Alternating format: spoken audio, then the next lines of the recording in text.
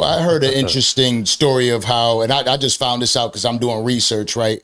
Of Thug's brother Unfoonk, right? And they were saying how he got out and he kind of got like set up on he left switch cars or something, and they picked him right back up. Do you feel like he was set up? Yeah, that was because at the end of the day, if people come forward saying this is mine and whatever happened, why is you gonna send this man to prison for something that he didn't know nothing about? You feel me? Like, this is like my case. Y'all say y'all found a gun in the back seat. If I'm a driver, how the hell I supposed to know it's a gun in the back seat? So they are dirty, and then it's a vendetta out. You feel me? Like, it's get that boy. They after him. Well, I don't know. Yeah, absolutely. I got you. You know, when you're talking about situations like that, it is true.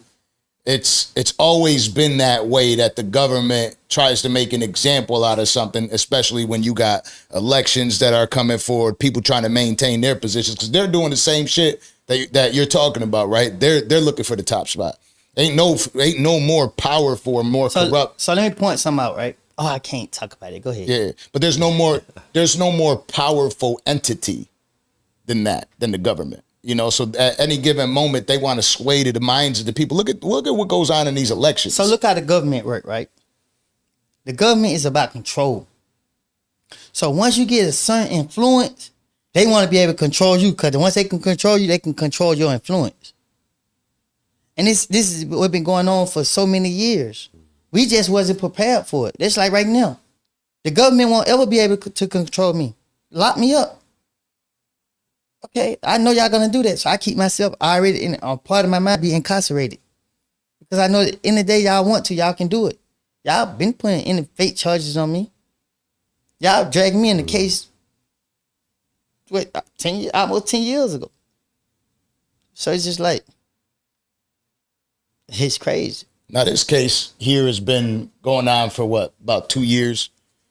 Right, this has been a long ass case. Yeah, I don't know how long it been. I heard something recently saying that it was one of the longest cases in Georgia.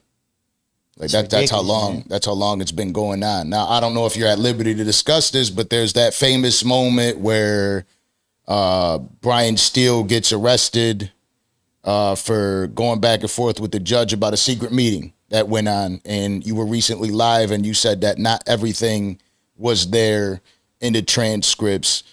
What do you, based on all this that you know, because there's nobody that knows what you know, what do you think the outcome of the trial will be? They got their freedom, no matter what happened. It don't take a rocket science to figure that out. You can hit. I don't know. I don't tune in with the case. I don't know what's happening. I just think that if people pray and go to God about it and put their situation in God's hand, they're gonna get the best outcome that God want them to have. Has anybody in the industry, and you don't have to mention them by name, but reached out to you to just kind of be there by your side, or has it been empty? Now, a couple people have reached out. People try to tell me to do the music, but if I do music, it's gonna be the wrong message, because I can't rap about. I'm going through the positive phrase now, so it's like I can't rap about it because I ain't got a chance to really fully walk it, and I still got this other side of me that I haven't let go. So yeah, man.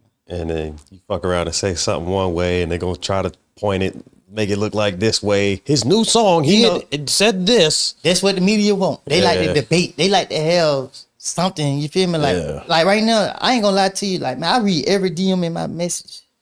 Like, I don't get respond back because it's so many, but I just read and be like, wow. When I was just incarcerated, it was so many people hating me, talking about my kids, this and that. Like, I got out of jail with the wrong mindset. Like, I was like, I'm gonna teach somebody. I was looking for somebody to set an example for. Right. But now, you know, like I said, I prayed and I just, God lead me the way. Now it's just like, okay, good. Do you think it's healthy to read all them comments like that, though?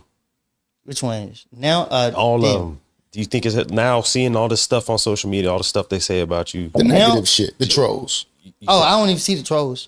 I straight block them out the rip. Yeah. Block. Because they be people that I even don't punked out.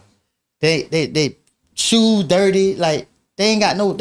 Really not about shit. Yeah, they ain't got nothing going on. They just type it. Peasants. I like the word because that's something I use when it comes to the trolls. Peasants.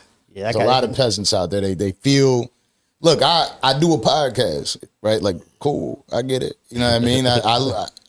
I get it if you want to. But it's better. Fuck you, Danza. It's better than what they doing. Yeah, Right. All they doing is sitting on the internet, ain't making a dollar. They sitting up. nothing. Oh, Yeah. I'm coming up on his post. Ain't getting paid for it. Look at his hat. I got 5 likes. Yeah, that is what they be thinking about. Like every time I had a situation where I pressed somebody on the podcast, because it is real. Like this is real life. If something, it's not always gonna go as planned. You know what I mean? We did damn near 220 episodes. Like it's not always gonna go positive, but for the most part, it's positive because we speak to people that are in a better. Like I speak to not. It's not like we sat and we spoke on the phone for 4 hours before we do a show, but I spoke enough to know that you're in a space that's a positive space, right? Like you ain't looking to come up to some interview to start arguing with somebody, right? But some people be like that sometimes randomly. And when I get up and they see me and they're like, oh, every time it's all just say, oh, I didn't know he was that big. I'm not, just because I sit and talk to people doesn't mean I'm some random bitch, but this is what people on the internet do. And they try to entice you. Oh, well, I know Woody from this, so they feel like at some given moment they could be prideful and shit like that. Blocking them is something I got to get better at because I be talking shit back and forth with them. I keep getting, my social media gets banned every... It's fun blocking them. Yeah. As soon as I see it, I be like, block. Because now you got to make a whole nother page. Come on, make that other page so I can do it again. Block. Yeah. You go make another. So, but I'm going to tell you what gave me watching Charleston White. Come on, shout out to Yeah, man, I used to watch Charleston White, man. I'd be like, how he do it? Because I been crashed on one of these fools. They ain't playing, but when he spoke on Youngboy, and I heard what he said about Youngboy, I was like, oh, this guy's smart. Like, I had a different point of view, and then he spoke on me. He spoke on me when I first, last year. Okay. And he said everything that's going on in my situation. And I was like, he was so accurate. I was like, but who he be talking to? Yeah, I think that's everybody's perspective on him. They'd be like, "Oh, okay, he knows something. Hold on, right? You listen to him long enough, and it's over." So when I was like, "Okay, he trolling everybody, he talking like this," and you feel me? Like, okay. See, Charleston got good. But when he started doing stuff to people, you see who started going to jail? Him. Yeah. See everybody else be doing that talking. Yeah. That's what I say. I can learn from him. I'm learning from him. He don't chase these people. He don't did that. He locked up. You know what he's really good at too? He got real good with finding the humor in it.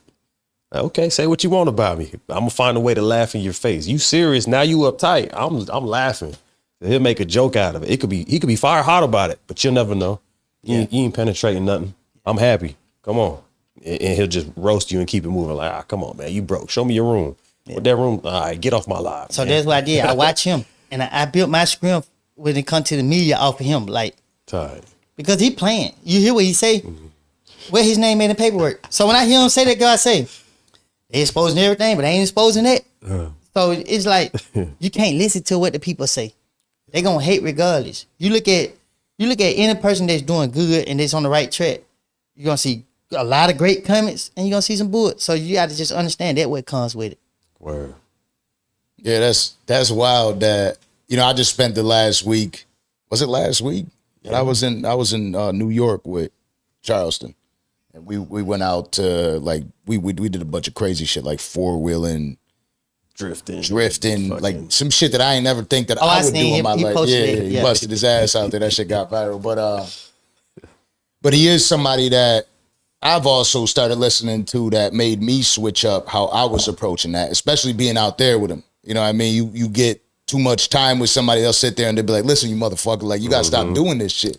You know what I mean? Because of that. And that's something I definitely gotta learn. Because I've done nothing but fuck up the progress of this podcast, talking shit to people on social media because they talk so much shit, especially when they don't know shit about you. So if I would have saw anything with you discussing me and it was bashing me, I would have said that like you would say Nash. Say Nash bashed me a lot, but I had one conversation with him before a lot of stuff came out, and he showed me he was a man of his word. So he started doing his research. Like I didn't give him no information or nothing, but he just started looking into who I was, and then, you know, I don't know who else he was talking to, whatever, but his perspective of me changed.